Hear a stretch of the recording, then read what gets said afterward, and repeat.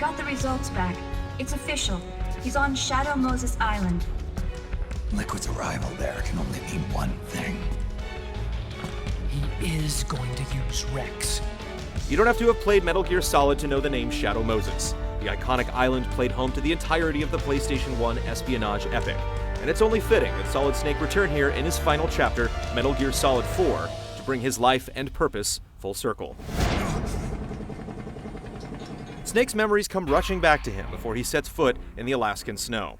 His task at hand is once again to sabotage Metal Gear Rex, but ours is to recount the events which sent the Sons of Big Boss down a spiral of conflict spanning an entire decade since. Flashbacks and new enemies adorn the battlefield, allowing for a balance between losing yourself in nostalgia and keeping your soldier senses sharp in order to survive. After a short and stealthy romp through the stomping grounds of Metal Gear Solid's opening chapters, the pace takes a turn as you finally engage Snake's human enemies for a long-winded sniper battle against Crying Wolf, with the fitting location for this bout being the very same field on which we vanquished Sniper Wolf 9 years earlier. Don't come any closer! Victory here once again proves bittersweet as the tragic story of Crying Wolf is capped off by a visit from the hauntingly beautiful family of wolves which still inhabit the island. After reliving the emotional gut punch of Sniper Wolf's death, we're reminded once more that we have a mission to do. Snake needs to stop Rex. The bipedal nuclear weapons-equipped tank remains where he left it, entombed in the very same room in which one of the most epic boss battles in history took place.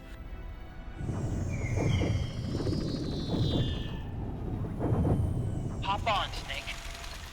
Rex had seen better days before the bout with the much younger, Stinger missile-equipped Snake. This time, greeted by Vamp and an army of exploding Gecko, a battle of many twists and turns ensues at the feet of the dead giant. When the dust settles, series veteran Naomi reveals her master plan, atoning for her sins and passing away, breaking poor Otacon's heart once again. The emotional roller coaster doesn't stop there. As more exploding Gecko arrive to ruin your day, it becomes clear there's only one way out.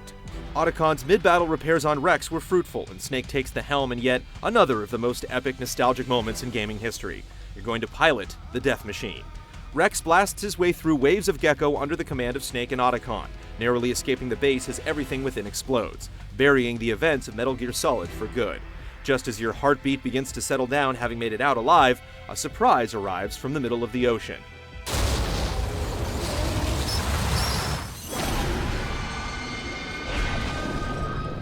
Ray! It's not over. Not yet. In the final boss fight of Shadow Moses, Solid and Liquid Snake stand toe-to-toe, Rex against Ray, old against new. Destruction ensues that would make Godzilla proud, as the two Titan Metal Gears bring what's left of the base to ruins. Before the dust has a chance to settle, with both machines crippled, Liquid chooses to achieve victory in elaborate fashion, giving Raiden a poetic chance to save Solid Snake's life in true Gray Fox fashion. It's clear that this trip down memory lane was just as turbulent for Snake as it was nostalgic for us. The chapter was about atonement. Naomi and Otacon atone for the weapons they've created, Snake atones for the sins of his bloodline. The return to Shadow Moses was poetry in motion, and even though the island ultimately sinks into the ocean and obscurity, it shall never be forgotten.